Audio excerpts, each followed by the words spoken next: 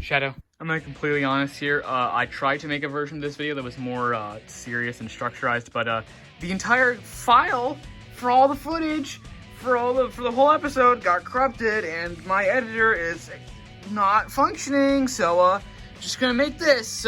Here's Shadow the Hedgehog. Generally is a pretty good plush. It's, you know, it's Shadow. It's pretty much what you'd expect from a Shadow plush. There's not too much to comment on with this guy.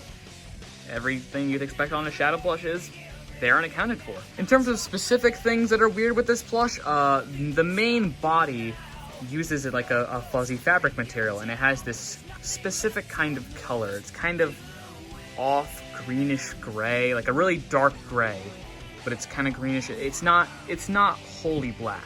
But his arms, since they were done in a different method, they had to print on his little red stripe here. These are fully black, and they don't really blend well with the rest of the plush. Same thing also goes for his legs. The pose is totally fine for Shadow. It's not really the most incredible pose out there. In fact, I think that the pose on the second version of this plush is way better, but we'll get to that plush when we get to that plush. I like how curvy his mouth is. That's a neat little detail.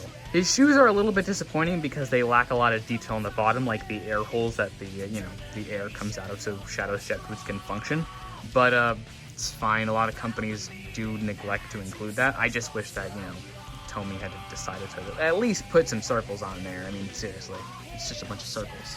And that's pretty much all I have to say about the 8-inch plush. It's a pretty basic Shadow plush that's good for people who, are starting like a YouTube plush series or something, like the rest of Tomy's line. I think they're all good for that. This is the part of the video where I would compare it to the Jazzwares one, if I had it. So instead, we're just gonna talk about the 12-inch plush now.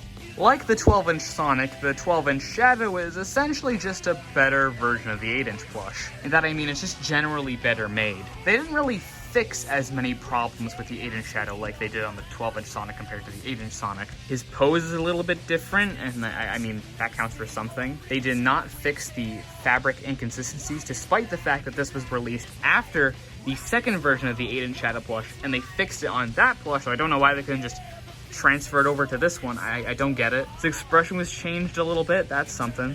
It still didn't add air holes on the bottom of Shadow's shoes. That's lame. And that's pretty much it for this Shadow plush. It's a good Shadow plush, definitely. If you can't find the GE Shadow plush, I think I recommend this one. But if you can get the GE Shadow plush, I mean, that's just an infinitely better plush. And that is my short episode on 1 Shadow, 2 Shadow, 3 Shadows coming up in Wave 4. Yeah, that's all for this episode. And that's also all for Wave 2, the shortest wave, probably because I don't have Classic Knuckles to review. Maybe someday I'll get around to it, but for right now, we're moving on to Wave 3. Kicking off Wave 3 of the daily Tomy Sonic reviews, next time we'll be taking a look at Deja Vu.